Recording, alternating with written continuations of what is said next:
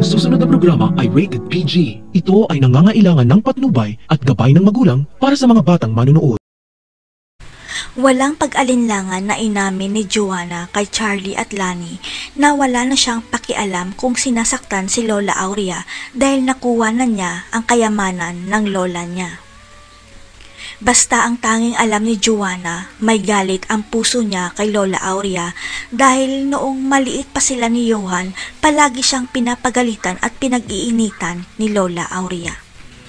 Hindi pa malinaw hanggang sa ngayon para kay Joanna kung bakit mainit na lang ang dugo sa kanya ni Lola Aurea noon kaya gustong magiganti ni Joanna kay Lola Aurea. Kaya para makalimutan ni Joanna ang masakit niyang nakaraan, unti-unti niyang nilulustay ang pinaghirapan ni Lola Aurea at ang mansyon nito ang uunahin niya. Abot langit pa ang tuwa ni Joanna nang malaman niyang sinasaktan si Lola Aurea sa facility dahil sa isip niya para nakapaghiganti na rin siya sa taong umapi sa kanya.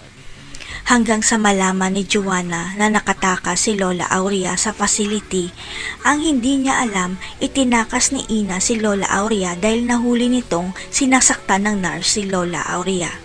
Ang ikinakatakot ni Joanna na baka mabaligtad siya at biglang bawiin ni Lola Aurea ang lahat ng pag-aari nito ngayong nasa mabuti na siyang kalagayan na kasama si Ina.